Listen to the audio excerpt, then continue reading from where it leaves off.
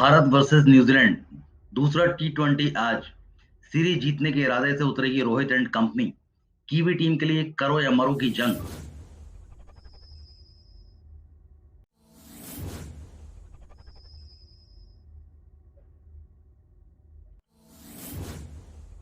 रांची के JSCA international cricket stadium में आज टीम इंडिया और न्यूजीलैंड के बीच दूसरा टी20 मैच खेला जाएगा।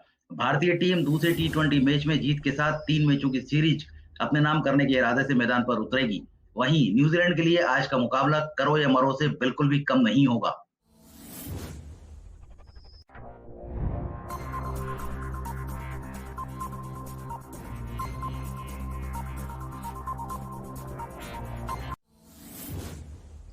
पीएम मोदी रानी लक्ष्मीबाई के जन्मदिन पर झांसी में रहेंगे। स्वदेशी हेलीकॉप्टर वायुसेना को सौंपेंगे।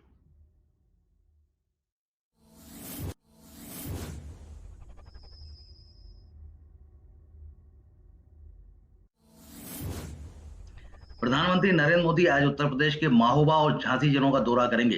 प्रधानमंत्री जल संकट को कम करने के लिए एक महत्वपूर्ण पहल के तहत दोपहर महोबा में कई परियोजनाओं का उद्घाटन करेंगे। रक्षा क्षेत्र में आत्मनिर्भर भारत पर जोर देने के लिए प्रधानमंत्री औपचारिक रूप से स्वदेशी रूप से डिजाइन और विकसित उपकरणों को सशस्त्र बलों के सेवा प्रमुखों को सौंपेंगे।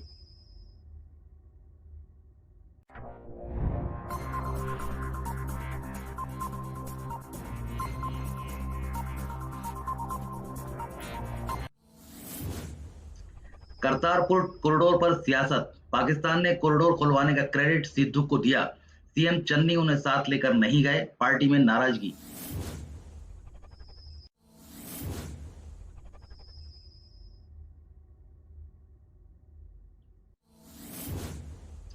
करतारपुर कॉरिडोर खुलवाने को लेकर अब क्रेडिट की लड़ाई शुरू हो गई है। सबसे दिलचस्प बात यह है कि इस लड़ाई में पाकिस्तान सरकार की भी एंट्री हो चुकी है। पाकिस्तान ने अपनी वेबसाइट करतारपुरकॉरिडोर.com पर इसे फिर से चालू कराने का क्रेडिट पाक पीएम इमरान खान के साथ नवजोत सिद्धू को दिया है।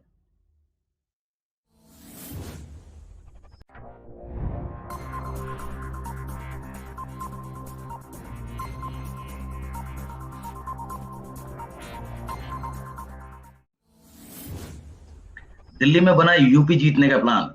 शाह को ब्रज और पश्चिम की जिम्मेदारी। राजनाथ अवध काशी, नड्डा कानपुर गोरखपुर के प्रभारी।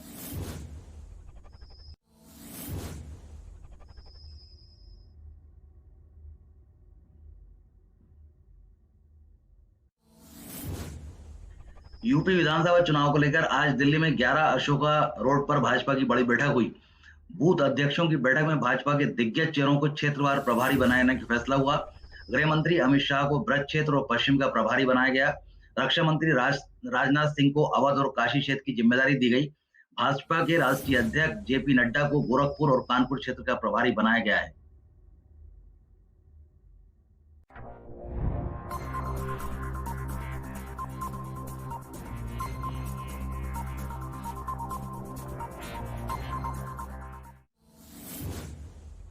तेजस ने बुर्ज खलीफा के ऊपर भरी उड़ान। यूएई की एयरफोर्स के साथ सूर्य किरण ने किया fly past.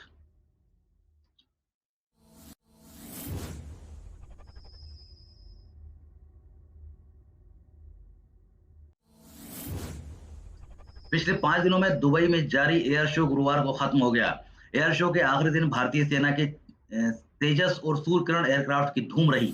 Surya Kiran aerobatics team ने यूएई की अल फुरसन डिस्प्ले टीम के साथ मिलकर फ्लाई पास्ट किया। दुबई में यह शो हर 2 साल में आयोजित किया जाता है।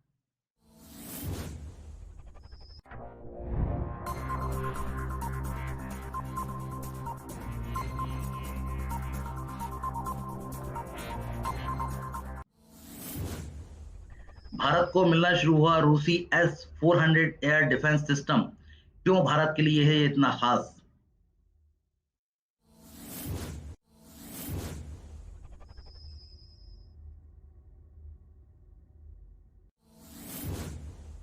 भारत को रूस से S-400 एयर डिफेंस सिस्टम की डिलीवरी शुरू हो गई है। इस साल के अंत तक इस सिस्टम का पहला रेजिमेंट पूरी तरह डिलीवर हो सकता है। दुनिया के सबसे आधुनिक एयर डिफेंस सिस्टम माने जाने वाले S-400 से हवा में भारत की ताकत अभेद हो जाएगी। ये सिस्टम 400 किलोमीटर की रेंज में दुश्मन की मिसाइल, ड्रोन और एयरक्राफ्ट पर हवा में ही हमला कर सकता है।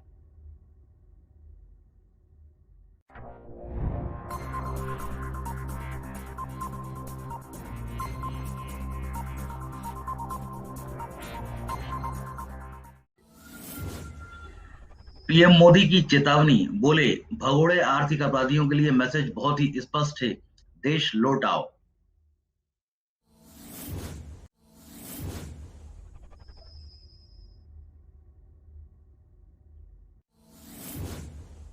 प्रधानमंत्री नरेंद्र मोदी ने गुरुवार को भगोड़े आर्थिक अपराधियों को चेतावनी दी। पीएम ने build synergy for seamless credit flow and economic growth पर आयोजित कार्यक्रम को संबोधित करते हुए कहा कि उनकी सरकार भगोड़े आर्थिक अपराधियों को भारत वापस लाने के लिए डिप्लोमेटिक सहित अन्य चैनलों का इस्तेमाल कर रही है। मैसेज बहुत ही स्पष्ट है, देश लौट आओ।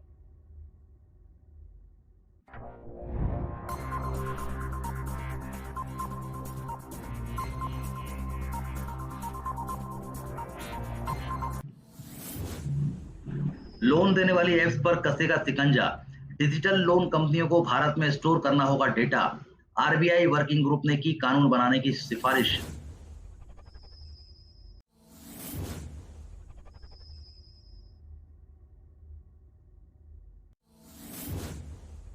डिजिटल लैंडिंग को लेकर रिजर्व बैंक ऑफ इंडिया की ओर से गठित वर्किंग ग्रुप ने अपनी रिपोर्ट सौंप दी है। इस रिपोर्ट का मकसद ऐसी कंपनियों को कानूनी शिकंजे में कसकर ग्राहकों की सुरक्षा को बढ़ाना है। डब्ल्यूजी ने सभी डेटा को भारत में स्थित सर्वर में ही स्टोर करने और डिजिटल लेंडर्स के लिए बेसलाइन टेक्नोलॉजी स्टैंडर्ड बनाने की सिफारिश की है।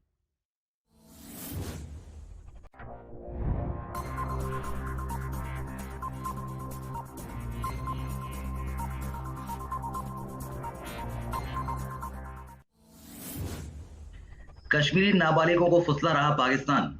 एलओसी क्रॉस करने से पहले 3 नाबालिग पकड़े गए। पाकिस्तान में बैठे आतंकी कमांडर के संपर्क में थे।